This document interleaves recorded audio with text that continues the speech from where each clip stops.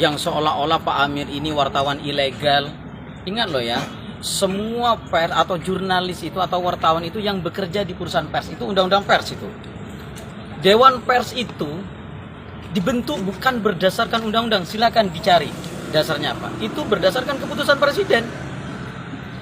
Dan itu lembaga independen yang tujuannya dibentuk pada saat era Pak Harto itu untuk independensi kemerdekaan pers sebagai penasehat pemerintah. Kalau hari ini Dewan Pers tidak melindungi terhadap jurnalis, maka bubarkan Dewan Pers itu. Dia menghabiskan anggaran kita di APBN. Buat apa?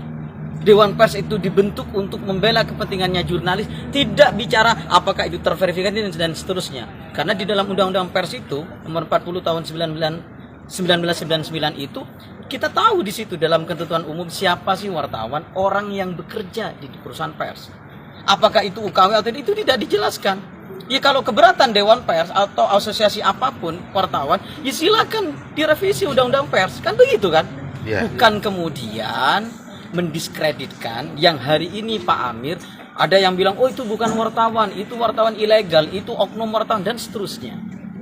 Itu kawan-kawan ya. Maka hari ini kita tegaskan terbentuknya 25 advokat ini insya Allah kita tegak lurus. Kita akan belain kepentingan profesi jurnalis, bukan kepentingannya Pak Amir. Karena saat ini Pak Amir sebagai tersangka tentu kita belain Pak Amir. Tetapi siapapun jurnalisnya, apabila dia menjadi korban sebuah dugaan kriminalisasi, maka kita siap hadir. Kan itu ya. Itu ini nanti ditambah oleh Bu Rika dan kawan-kawan yang lain. Itu. Yang kedua adalah kita berharap perkara ini bukan menjadi sesuatu kebencian pribadi. Pro kontra di kalangan wartawan. Ada yang pro Pak Amir, ada yang tidak. Tidak kenal dengan Pak Amir. Tetapi kalau profesi jurnalis diinjak-injak atas nama OTT, ya kita harus kembalikan marwah jurnalis ini. Ini yang kita inginkan. Lah, ini secara umum. Yang selanjutnya adalah masuk kepada substansi perkaranya Pak Amir. Ternyata ketika kita lakukan interview tadi atau wawancara dengan Pak Amir, kawan-kawan, Pak Amir itu dalam komunikasinya dengan korban tidak ada komunikasi yang meminta uang. Itu konkret dari Pak Amir ya. Itu konkret. Contoh minta 3 juta, tidak ada itu. Justru komunikasi itu tidak ada yang terlintas atau bahkan menekan itu. Yang apa yang disampaikan itu oleh inisial W itu, ya silakan nanti dibuktikan ya. Tetapi ini prosesnya saya kira ini sungguh janggal lah.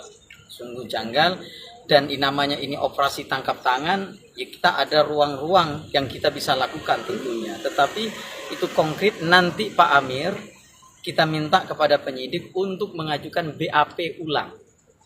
Pemeriksaan kembali untuk Pak Amir apakah sebagai tersangka tentu atau nanti kita kalau saksi tidak mungkin lah, tetapi itu sebagai tersangka karena bagi Pak Amir merasa dirinya ada intimidatif, merasa dirinya itu tidak merdeka di dalam menyampaikan keterangan pada saat itu karena mentalnya kena ujuk-ujuk langsung di OTT kemudian dibawa ke Polres, semua psikis terkena sehingga bagi kami sebagai kuasa hukum berinisiasi untuk mengajukan permohonan BAP kembali dan tentu gelar perkara khusus pada Polda. Itu hal yang perlu kami sampaikan kawan-kawan ya.